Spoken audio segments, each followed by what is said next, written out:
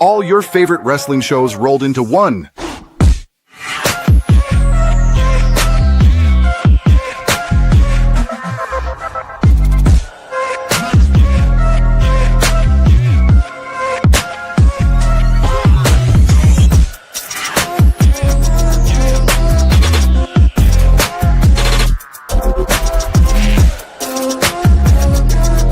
Welcome to the WeBook It Podcast. Let's start the show.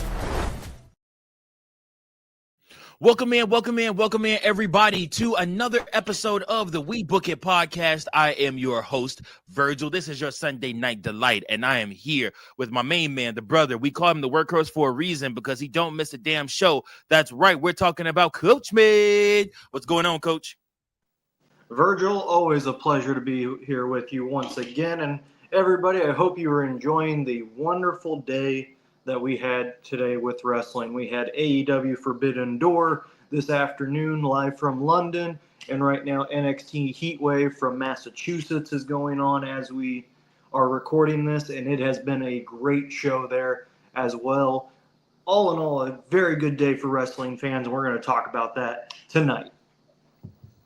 Abso-freaking-lutely. That's, of course, what we're going to talk about because this is a wrestling channel. We are a wrestling show, and this is what we do, baby. That's right. So, first and foremost, God, I want to ask you, Coach, there has been all the speculation all week long about Chris Jericho. The belief is he was written off of AEW television. I do not believe he had a match or was featured in London at tonight's show. And again, like I said, the speculation being that Chris Jericho is as good as gone from AEW and headed back to WWE and could be debuting as early as the Royal Rumble of 2026, which the Royal Rumble is going to be in Riyadh, Saudi Arabia next year. So, like I said, that'll be interesting in and of itself. But what are your thoughts on Jericho and his apparent ending his relationship with AEW and heading towards a return to WWE? It's interesting. I mean, I think everyone's has always speculated that he was going to get one more WWE run in him. I guess that time is coming up sooner than we think. It just is kind of weird how it's ended at AEW. Like, is he going to be written off for the next 4 months? Because his contract expires at the end of the year. So he still has 4 months under contract. And if he's been written off, is he just not going to show up then for that? That's what I'm more curious about, is how are they going to kind of continue? Is he going to continue working, or is he going to be just flat out done and just collect a paycheck while he waits 4 months until his contract expires? I don't know. It's weird. It's complicated, but I think everyone saw this coming when, he talks about WWE almost all the time, especially when AEW first started. He talks about his memories and everything from WWE. Now that AEW is kind of shifting more towards different superstars, I think he's going back talent. They're homegrown talent. Yeah, homegrown guys. I mean, even if they're a former WWE NXT guy, they still feel more like AEW guys than they do NXT WWE guys. So I mean, Chris Jericho will always be known as a WWE guy. He worked for the company for 15 damn years, won multiple world championships, famous matches, main event at WrestleMania. It didn't matter what he did at AEW, he would never be an AEW guy. And he has some of the best catchphrases in AEW. I mean, a little bit of the bubbly is still one of my favorites. Like I said, and I mean, he was the beginning of his AEW run. There was a magic there, but he began to become a character of himself, and it just didn't. It didn't shift when AEW needed him to shift. I think it all really started falling apart when he started the rivalry with Hook. I think that's where it kind of fell apart. It seemed like he was more worried about his image than putting over younger talent. And I know that's what the IWC was complaining about a lot. I was complaining about it a lot too, I'll be honest. So yeah, I think that was kind of the beginning of the end of the relationship with AEW. But I don't know. It's going to be interesting. I do expect him to be at the Royal Rumble in Riyadh next January. Yep. We're going to bring in our resident AEW aficionado and the host of the AEW Dynamite recap show, Big Daddy C. C, what's up, man? How you doing? And then jump into this Chris Jericho conversation and give us your thoughts. I'm good, man. Just woke up not too long ago. But I gotta get my naps in. But no, I'm cool with it. Honestly, I think I agree. His time in AEW was had been long gone. I just think, especially with Cody leaving, I feel like that definitely, helped. I think that kind of spearheaded, made fast track Jericho's time, because I feel like having all of those guys together when they first started it definitely helped. I think once Cody left, it was almost like Jericho was the lone WWE guy in the company. So I feel like after a while, his impact on the roster itself and storyline, it kind of dwelled a bit. It wasn't as prominent as it used to be, and so I just feel like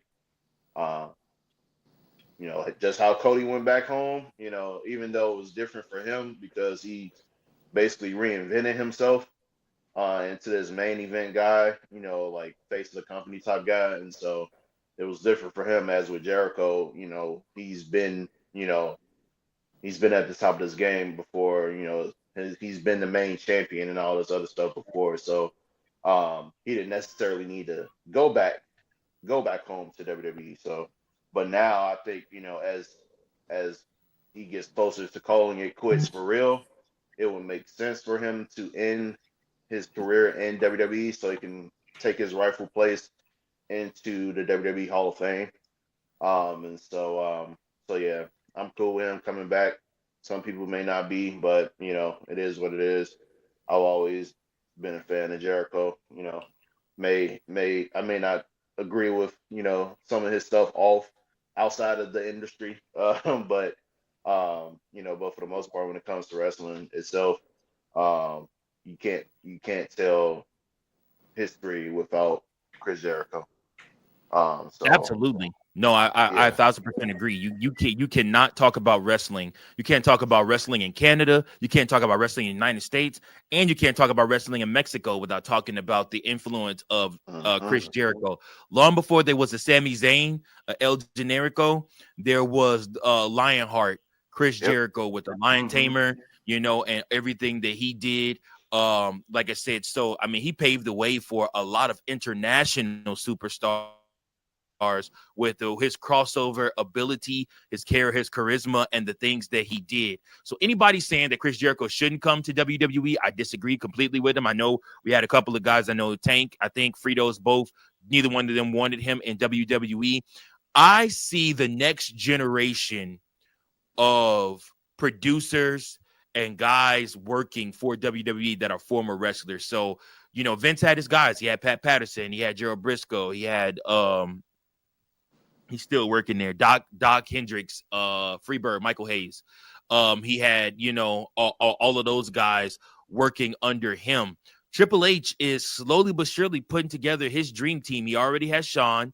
You got to believe had Scott been able to stay alive and be healthy, he might have had him.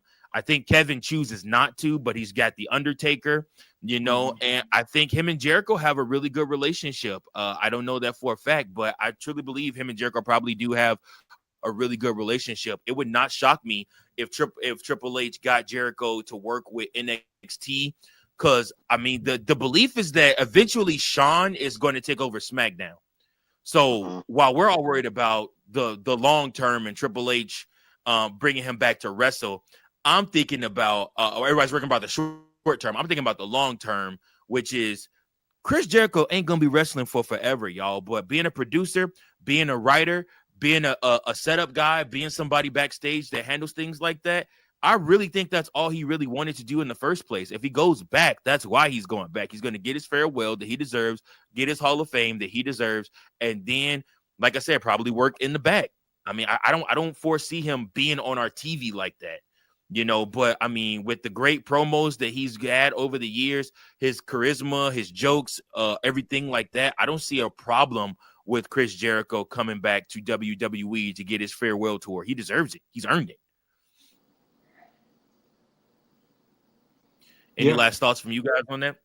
Couldn't agree more. I mean, this is definitely something that him coming back pretty much solidifies his Hall of Fame induction. Oh, yeah.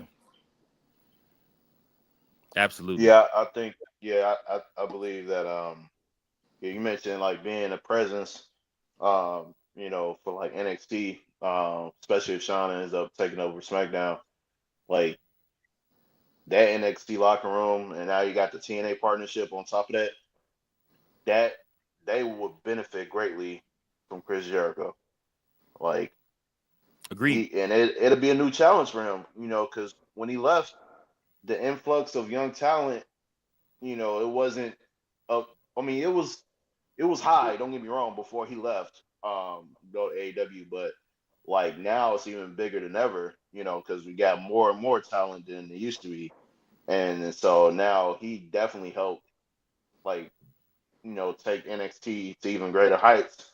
Being a producer and mentor, all that other stuff, and especially you got Undertaker and Booker T there. Like, the more the merrier. Like, it'll be more legends for these young kids to, to learn from. And so Absolutely. Like I said, he should take on a new challenge, something that can be a good transition period for him as he ends his wrestling career. So, and speaking of transition, it's time for us to transition into who to watch for in wrestling.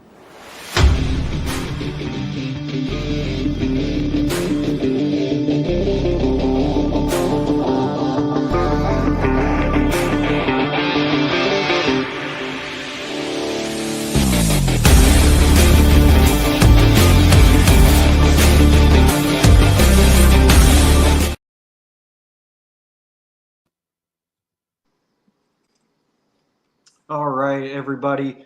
Who to watch for in wrestling this week? Well, there's a couple of things that we want to go over. Obviously, Forbidden Door happened today.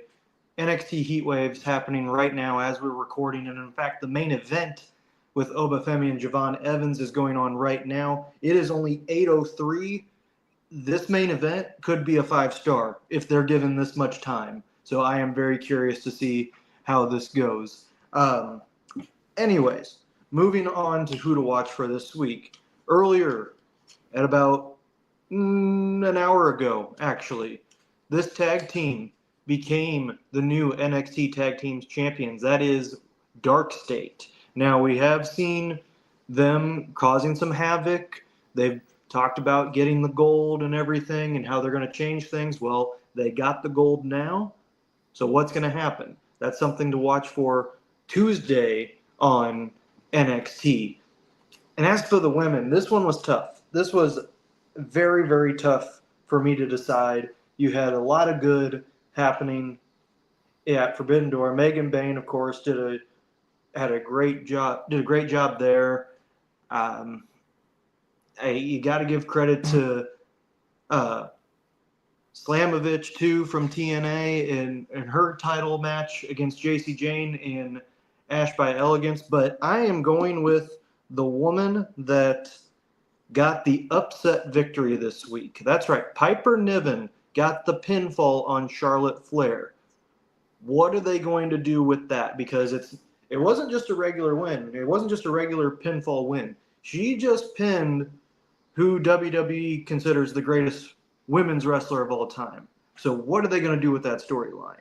That is something that is very intriguing. My guess is that the Secret Hervis is going to earn a women's tag team championship match, but only time will tell. We'll see that when they go to SmackDown in France, Lyon, France. You remember the last time that happened there, that crowd was insane.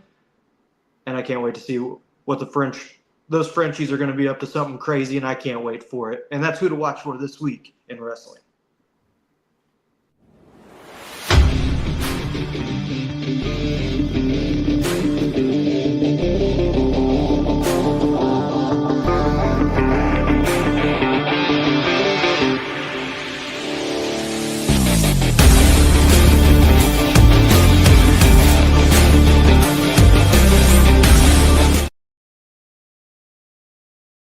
Thank you, Coach Man, for that who to watch for in wrestling. Listen, one of the topics I almost put for today's episode is just talking about women's wrestling in general. Like I just think they've been doing a stand-up job. You have Toni Storm over there killing it in AEW. I enjoy a lot of the women's wrestling in NXT the most. I cover NXT. I watch NXT the most religious out of all the wrestling because that's my show that I cover. And I got to tell you guys, Lola Vice becoming the number one contender for the NXT Women's Championship. I love that. Love that pick. Love that choice. She has worked her ass off for it. You also got to look out for Lash Legend. You also got to look out for Jada Parker. You also got to look out for a lot of that NXT women's talent. They are not going to be in NXT for long because SmackDown needs a re-up on women's talent. Where the hell is Bianca? It feels like all the women are over on Raw or whatnot, and you're basically recycling feuds. We talked about this on Friday's episode, Coach. It seems like you're basically recycling feuds with the women on SmackDown, and Tiffany Stratton is causing her to have a lackluster women's championship run. She can't feud with Charlotte. She can't feud with Alexa. I thought they would have done the frenemies thing where both of them try to go for that WWE Women's Championship, kind of like a Shawn Michaels, Triple H, John Cena at Survivor Series years ago. Something like that, where, like I said, it's a triple threat match, but it's a tag team going up against the champion. I think that would have made for a better feud than anything that we're seeing right now with her running it back and spinning the block with Nia Jax again. And I get you got Jade Cargill in there also, but if you're gonna save Jade to have her win the Royal Rumble, stop putting her in championship matches now and having her lose them, because it's going to ruin the fans' perception of her as a powerhouse winner. Like, you're going to ruin it. You need to keep her as far away from that championship as possible. Just throw obstacle in front of obstacle in front of obstacle in her way. But stop putting her in these championship opportunities. It just doesn't work. And I'm pretty sure they're probably going to have her win the Royal Rumble and then go face Naomi probably at WrestleMania for the Women's World Championship. But that's fucked now because she's gone until sometime next September. So, I mean, like I said, you got to recalibrate everything and refigure everything out as far as that goes. But this is the perfect time to call up some of those NXT women. You have, like I said, and you have Shorty, I forget her name, the WWE Women's United States champion. She's only had one title defense since she won the championship. Julia. And it's just like, dude, yeah, it's like, dude, like, you're ruining what Chelsea Green did with that United States championship. She made it actually mean something, and people actually care about it. And the next two champions after her haven't meant squat. I mean, I don't know. I don't get it. Well, shout out to the three women who opened up NXT Heatwave tonight, because that was a great match. Lola Vice, Kalani Jordan, and as the crowd was chanting, Miss Parker, Miss Parker.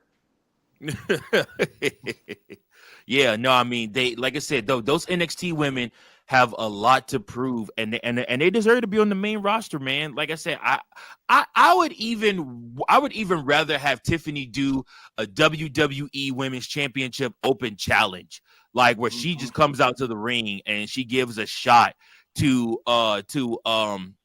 gosh, what's the old girl's name? Light skin that be with the Street Profits. B-Fab. Yeah, give B-Fab a shot. You know, like I said, do not give Miss No Booty a shot. She don't need one. She's done. She's had enough women's championship shots and enough United States women's championship shots. What's the name's wife? My names are escaping me right now. Obviously, because we have no idea who you're talking about. Because like Charlotte, the only one no booty I'm thinking of right now. No. Zelina Vega? No. I wouldn't mind Zelina Vega getting a WWE Women's Championship shot. Zelina got a little cake. You know, she got a little cake, little baby cakes. Then I have no idea who you're talking about, Virgil. She's married to old boy Keith. She's married to Keith Lee. Oh, Mishim? Yeah. Oh, Yeah. She don't need no more championship shots unless it's a tag team title shot. She don't need no more championship shots. Hey, but like I said, I mean, it's almost she got them tigos though, man. It's almost like they have. It's like they're waiting for Bianca to come back, and that's the only way that Tiffany's going to lose the championship, which sucks because clearly Bianca ain't been cleared yet because the rumor was she was supposed to return at SummerSlam and she didn't. So I mean, you know, I don't really know. Okay. Since pregnancy is in the air, there, hey, Montez better be careful, bro, because hey, we know if anybody has watched their show, they know she been wanting to have a kid too. So fact. Hey, I mean Montez, man. Hey, Montez like, hey, shit. He wants the smoke.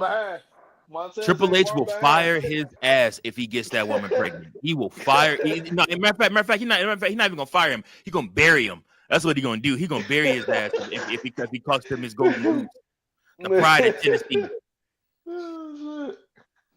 So, just kind of speaking to this, y'all, it works actually in transitioning into our next topic of the night. We want to focus on what are some feuds that you guys want to see. We are the WeBook It Podcast. I'm your current booking world champion. So there are some feuds that I just feel like we keep recycling the same stuff. It's now been almost over 300 days of CM Punk versus Seth Rollins. It's run its course. We don't need to see 600. Yeah, I saw a tweet said it's been 600 days. Jesus. Okay, it's been over 600 days of CM Punk versus Seth Rollins. I love having Seth Rollins, Roman Reigns in your back pocket. That's Triple H's version of Rock Austin. Vince could always go to Rock Austin and get a payday. You can always go do Roman versus Seth. It will always work because it just does. But there is so much better talent. Like, I'm not mad that Roman is going to end up facing the tribal thief at Clash in Paris for the Shula Fala.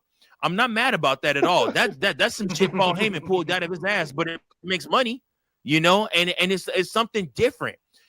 I do believe we're going to end up. I think I said this to Coach. I think we're going to end up sectioning off. I think LA Knight's going to end up turning heel, y'all. And even if not heel, just feuding with CM Punk. Like, even if it's two good guys just fighting each other because they get on each other's nerves. Something's going to happen. But these two keep knocking heads and running past, and they keep talking about not having a problem, but kind of having a problem with each other. So I do foresee those two probably having to go at it, which I'm not mad about. It's something fresh. It's something new. Who is somebody that you could throw into the World Championship mix? You have Gunther out. Jey Uso needs to go on somewhere too. I'm sorry. He needs to get on somewhere. Like, go on, bro. Like, go on. You're not gonna be world champion no more. Like, go on somewhere. Like, I'd almost rather him go to SmackDown. But what are some other feuds? What are some other feuds that you would rather see? Go ahead, Coach. I still need to think about mine a little bit. Yeah, I'm having a hard time thinking. I mean, there is a rumor happening that the Wyatt Six are getting ready to start a program with another faction. Mm-hmm. MFTs. Yeah, I think it's going to be MFTs. But why not? I mean, if we're we keep teasing the Judgment Day splitting and everything. That's been going on for like 3 years now. We get we get this close to them disbanding, and instead of disbanding, it's like they regroup and regenerate. Yeah. Or respawn, and it's even worse. It's like a whole different version. It's like with damage control, bro. Like it's like they may not be they may not be fully together, but certain portions of them are still together in some format. The Kabuki Warriors, certain portions of them are reunited. So it's just like they just never go away. But I think even though we get frustrated with the Judgment Day, I think a Judgment Day Wyatt Six feud would be really enticing, because maybe the point of it is trying to get Finn Balor to be the Demon King again, like he used to be. I mean, there's a lot of possibilities you could go with it, or getting JD McDonough to get onto the Wyatt Six side, or Raquel or Roxanne, something. It can be enticing stuff. Now, if they are going to go the route with the MF. Go ahead. You mentioned Raquel. There's talk about Raquel potentially being the next being the next women's world champion too, because Naomi's out. There's talk about that Triple H is so impressed with her work that she's doing that Raquel Rodriguez could actually be the one. I know everybody's looking at Roxanne saying, well, it's clear Roxanne's going to be the next women's world champion, because then they're going to have her come back and fight. And when Liv comes back, Liv's going to fight her for the championship. But we don't need that. But I love them both. I love them both, but we don't need that. You can forget it. That shit is as good as booked. Now, will it be for the women's world championship? I don't know. But no, I don't want it to be for the champion. They confused, but I don't want them to be for the championship. It would be better if it's not for the championship. Thank you. Yeah, that's all I'm saying. It can't be for the championship, because that is not a worthy enough feud for a championship, for a women's championship. So yeah, that's all. But yeah, I are they planning to do a tournament for the women's championship or no? Well, you still got Battle Royal. There's got to be a number one contenders match tomorrow night on Raw. I think it's Rhea versus. I actually think it is Roxanne. That it's a number one contenders match to face Stephanie Vicaire at Clash in Paris. Because she got a championship match coming up anyway, so it would make sense. Okay. So I think that's the number one. Thank God you did not say Rhea versus EO, because I was about to leave this goddamn podcast. I am tired of EO. It's over. It's over. Let her feud with Asuka and Kairi Sane. Like, let her feud with them. Get her another Asian tag team partner and go from there. But like, I don't want to see EO with another champ. I don't want to see her in the title picture again. Maybe have her go out to the tag team titles, or get a mid card title or something. Go down to NXT. Do something, help them out. No more world championship opportunities for EO. I'm tired of it. No more matches against her and Rhea. She undefeated against Rhea. Let's keep it that way. Well, and here's the other problem. Here's the other problem. You got women out pregnant and injured, right? And they're doing this whole character reshape with Bayley. So where does Bayley wind up in all of this? Is she on Raw or is she on SmackDown? She's turning heel. Like I say, and to be quite frank with y'all, I love the vignettes. I love keeping her on TV. I love the vignettes. It takes me straight to Mick Foley. Literally, it takes me straight to Mick Foley. I don't know if you guys have ever went back and watched the old school Mankind vignettes with the rat that was actually Jim Cornette's pet rat, that they used to have in the Mick Foley Mankind vignettes. But literally, those vignettes, and you see his distorted mind where he's talking to himself. He's in a corner in a boiler room and he's shaking like this. Now, Bayley hasn't went that far yet. She has not lost her mind completely. It sucks because I originally thought they were going to give this gimmick and this run to Zelina Vega after losing her United States Championship, but it looks like Bayley stole that, and it looks like it's going to be given to Bayley. But I like it there too, where Bayley has this distortion because the hugger is arguing with the bad side. Oh, Oba just launched Javon from the middle of the ring onto the announce table. How many times is he gonna get tossed outside of the ring into the announce table? But like this was in the middle. That is the second time this week. Well, second time like within a week's time frame, because that shit just happened on NXT. Trick did it to him. Oh man, dang. Oba just retained. Bruh, that man Javon. No surprise there.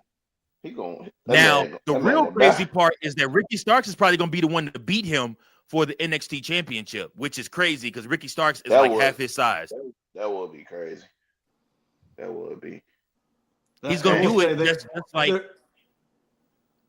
in this match, this main event, there was a pretty creative finish. I mean, obviously, you have a referee bump happen, and the ref gets tossed out of the ring. But they did bring a second ref in, and as Javon was getting ready, he got covered. As the second ref was counting, he went 1-2. The original ref came in and stopped the count, saying this is his match to call, not the other. I was like, I haven't seen that before. That's pretty good, Sean. Yeah. HBK, I like that. Yeah, that's a good way to keep the championship on Oba and like I said, but still keep Javon strong. Like, well, Javon technically had him beat. Mm-hmm. So, but yeah, man. Let's go and hit him with the throwback moment, y'all.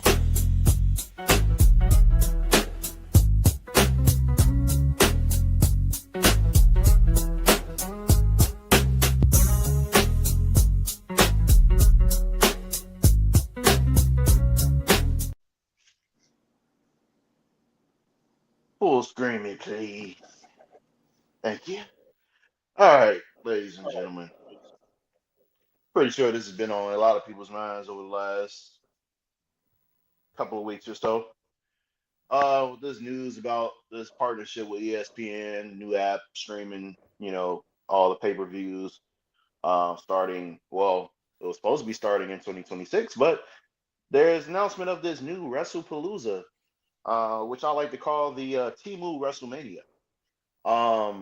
It's WrestlePalooza. Coming up in what, September, I believe. Yeah, but the thing is, that's not the point. The thing is that we're going back in time to where we technically are paying for pay-per-views like damn near full price.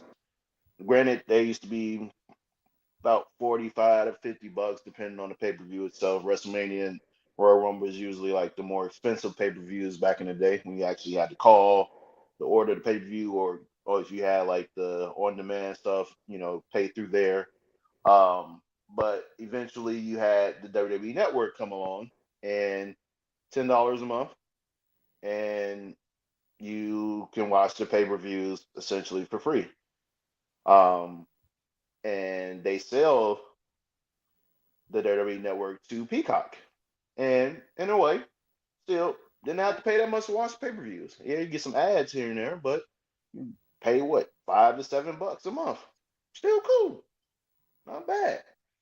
Now all of a sudden, we're going away from that, and we gotta pay now what, $30 a month for ESPN app.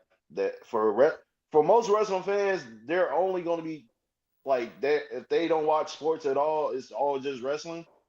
Like, it's pretty fucked up if you ask me. It's almost like you're paying a month for like a pay-per-view.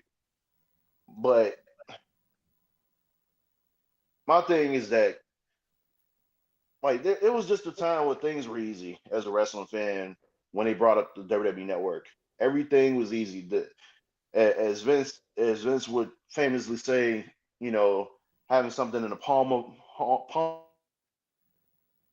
my hand. What we had as wrestling fans, we had all like the archives of wrestling, like lore, all the old shit, not just WWE, ECW, NWA stuff, some territory stuff. Like you had all that in one app, just for $9.99 a month. and we're away from ads. WWE Network didn't have ads. That was the great thing about it. You pay $10, no ads, you get to watch uninterrupted. And Peacock, unless you got the Premium Plus, you had some ads. But now, you got $30 a month. That's damn near the price of paying for Live TV or any other streaming app for like Sling TV or Fubo. And it's probably a little bit more expensive. But I just missed the time where things were easy as wrestling fans, where we spent so much time don't get the legal stream links, or having to beg our parents to like spend $40 to $50 on a pay-per-view here and there. But then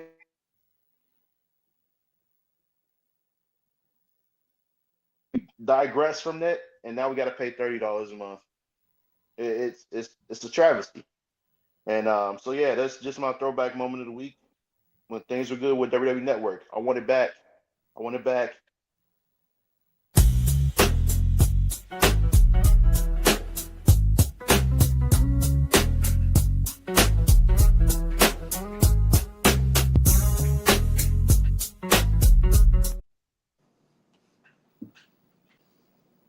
See, okay, it's your segment. You can do whatever you want.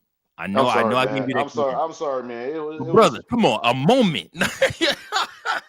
It was a moment for us. That's a moment in time, man. You use that whole segment just to bitch about having to pay $30 to watch wrestling. No, dude, how many times we were in college trying to find illegal streams or stream links to watch? Bird always found them until the WWE Network came along, and everything was easy peasy from that point on. Listen, you preaching to the choir. I remember the WWE Network days, and I loved it. I remember when the WWE Network launched, and you couldn't watch nothing because it like immediately like dropped because so many people tried to log in at the same time and they couldn't handle the server. Listen, WWE realized that they are not in the business of distribution any longer. They are in the business of making the content. They pay people to distribute their content, and they get paid a great deal to do it.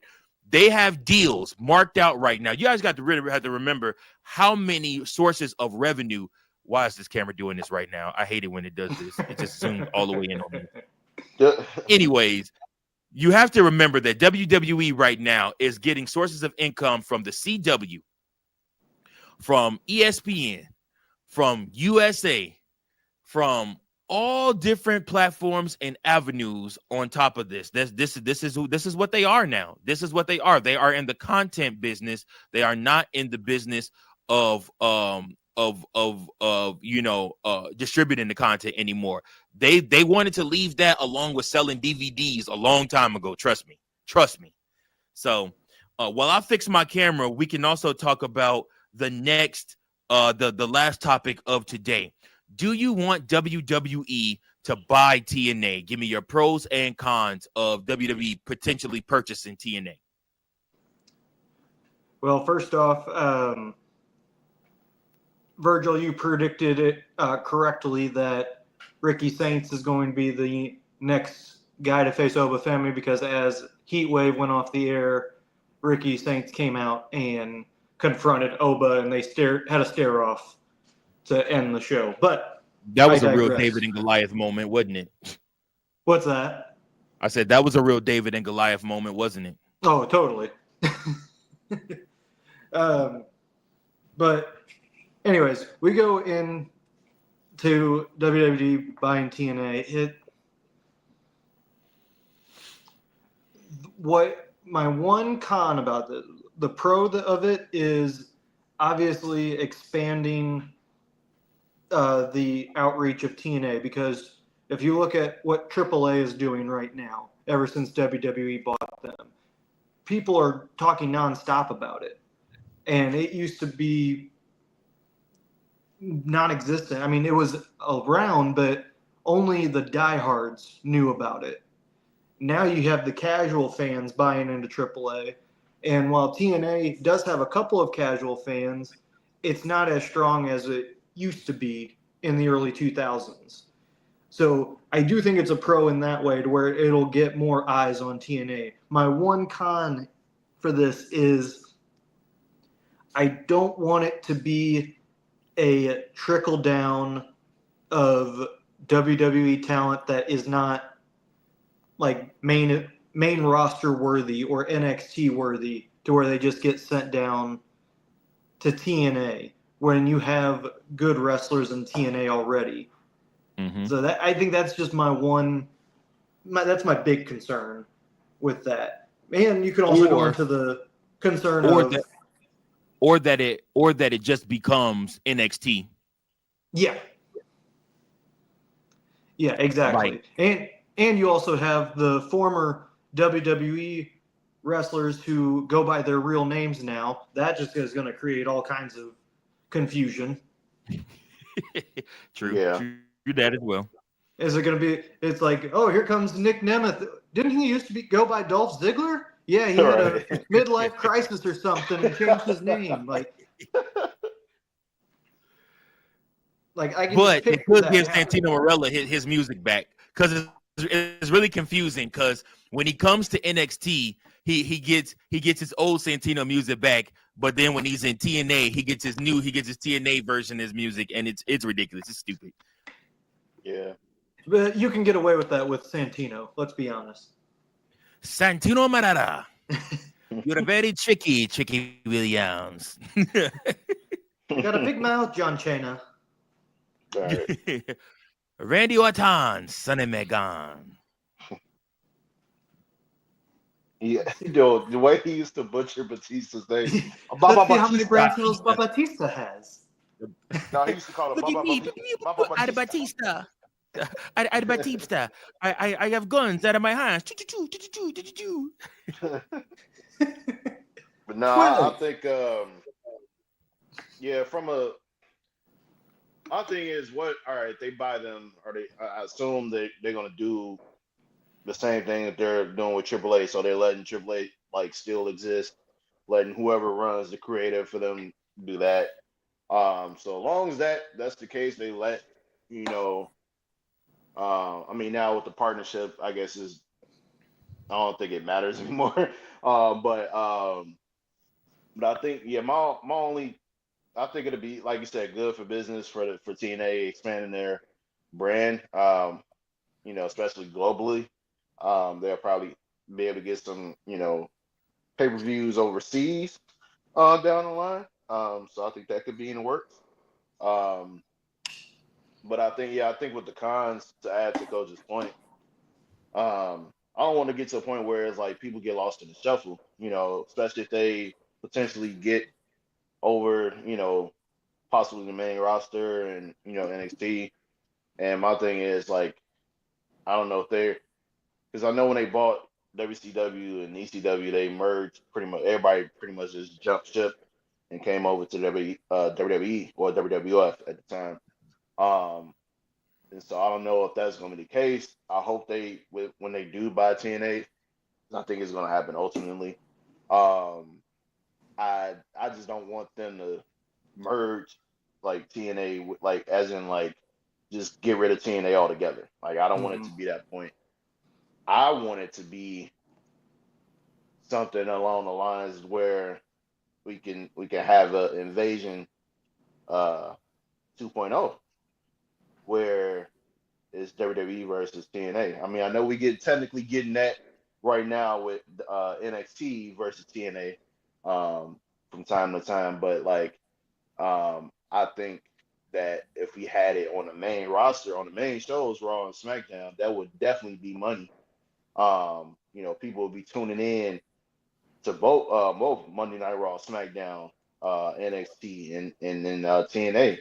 And that'll make Survivor Series, that much greater if they decide to, kind of bring back brand warfare at Survivor Series, especially with the War Games. They potentially have like extreme type matches throughout the entire show, elimination style tag matches, all this stuff. And then I think storyline wise, it'll be awesome. So Those are the pros, but I think the cons is basically people getting lost in the shuffle, not being used.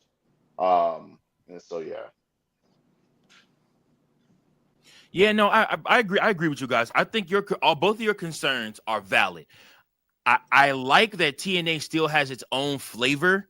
I don't want it to take on the flavor completely of WWE. You can add a little WWE syrup to the mix, but don't make it completely WWE. Like NXT is a small WWE. It was meant to be that because it was meant to prepare tomorrow's stars for today, and give them a smaller platform from the entrance, the look, the feel, everything like that. So I don't want it to become WWE light.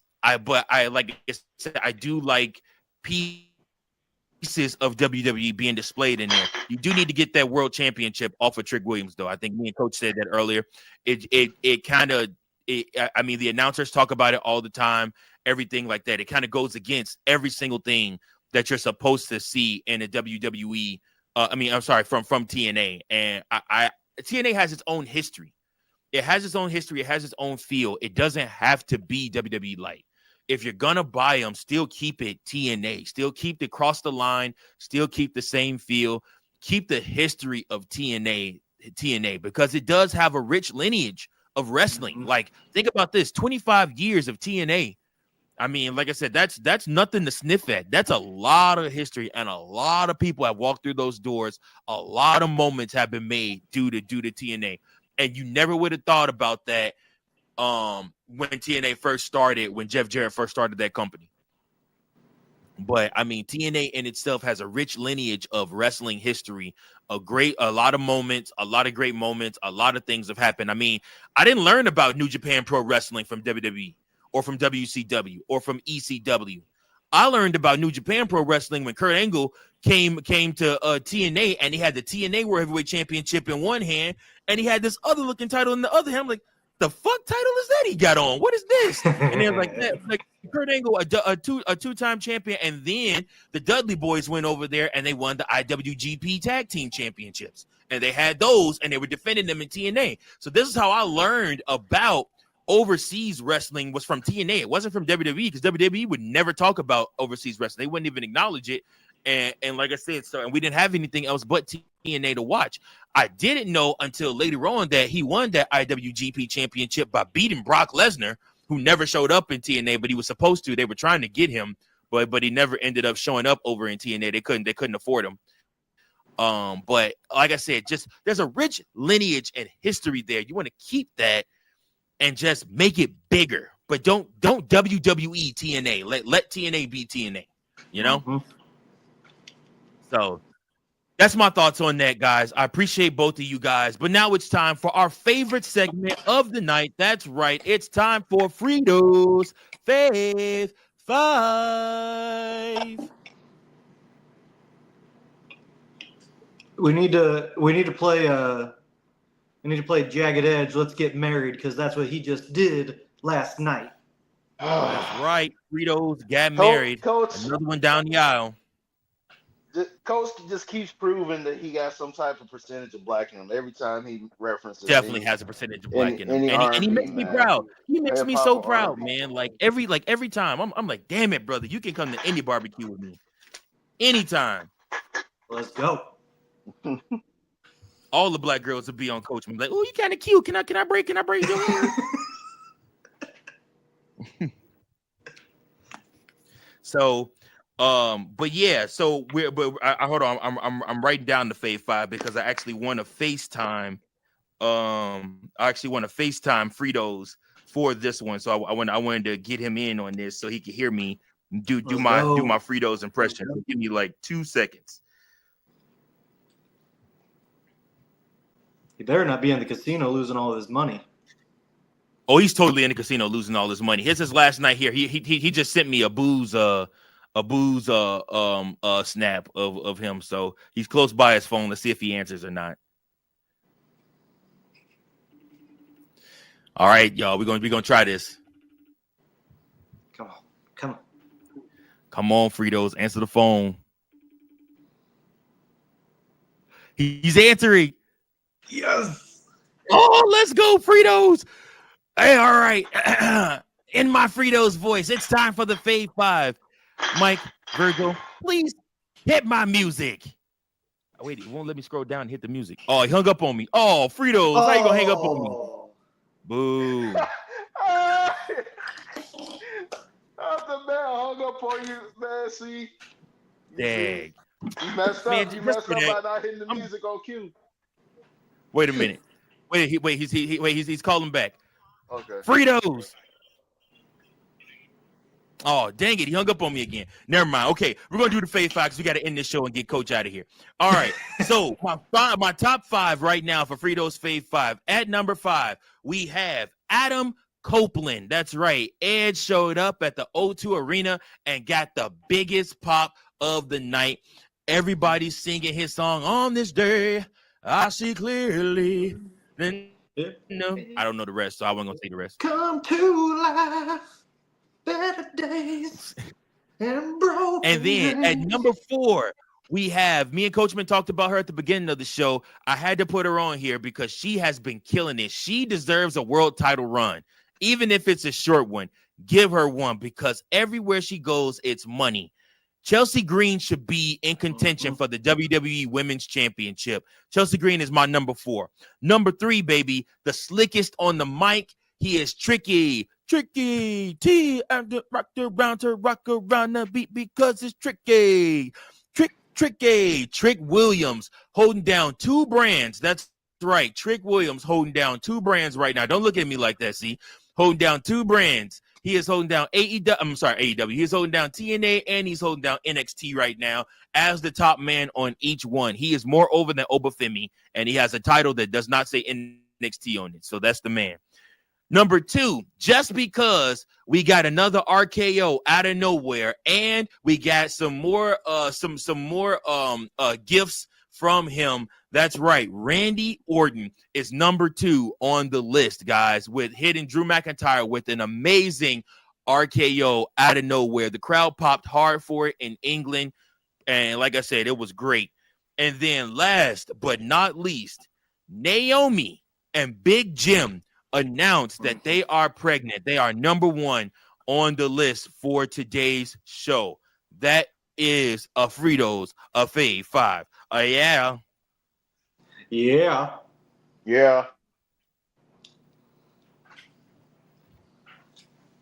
All right. What do you guys think? I'll go first. So definitely liked Adam Copeland being in there. I think you could have also thrown in Christian Cage as well for that. I think we would have accepted. Asshole on the Titantron. Yeah, I think we could have we would have accepted either one in that case. I think that would have been a good one. Definitely Chelsea Green because she also killed it in her mixed tag team match tonight at Heatwave. So yes, good one there. Who was your number 3? Number 3 was Trick Williams. Yes, of course. Yeah, no argument there. Number 2, Randy Orton, obviously. And then your number 1 was good. The one thing holding me back from an A+ here, Virgil, is you said the England crowd. They were in Ireland, damn it.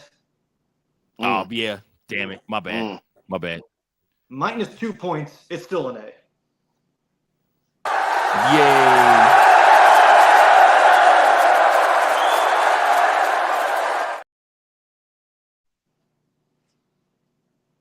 You were going to get an A, but since you sung that dumbass It's Tricky song, I'm giving you a B. Hate that.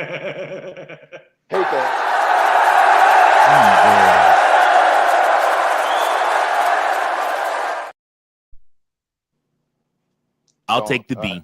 I hate that song. I thought you were going to give him a DMC. Oh, it's tricky. Tricky. All right, man. Well, listen, this has been another episode of the WeBook It Podcast. Thank you all so much for joining in and tuning in with us. I really enjoyed the 3 horsemen tonight. We did our thing, man. Held it down. Tank is getting married next week. We are all going to be in the same vicinity next week, so that's going to be a party next Saturday, and I'm sure we'll come to the pod Sunday with stories to tell. We're all going to be in the same vicinity. I'll be working, but probably still drinking, and I'll be hanging out with some of my best friends. Yeah, we So, just went. it'll be We a just good went and time. picked up our suits today. So Woo woo. Ooh. Oh yeah, man, it's gonna be a party, man. It's gonna be a good time. It's gonna be a party, y'all. And you guys, hope you guys had a party watching this. I can't wait to see you guys. Raw Dog Monday Night Raw. Tomorrow night, your regular crew is back. I think Coach and Big Daddy C got you. They're gonna take care of things for you. Tuesday night, I'll be back with your Tuesday Night Delight. And then Thursday, C's gonna cover NXT, and then Friday, I'm gonna handle SmackDown for us all. Listen, appreciate you guys so much. Until next time, keep those book and pencils sharp. Also, be aware, Sunday night. Actually, we will not do probably. Well, what time is the Sunday show?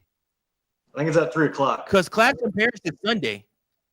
Yeah, I think the show yeah. starts. I think Clash in Paris starts at 3:00. So my thought process is, instead of doing a show, we do a watch along where I retain my booking world championship. So probably Saturday Saturday throughout the day, I'll have to ask everybody's pick. I know it's gonna be tough to get Tanks probably, but I need everybody's pick Saturday because Sunday we got a show to watch together. Join us for that, the watch along of the Clash in Paris, where we will witness me retain my booking world championship, because I am the booking champion and you will acknowledge me. I'm just gonna.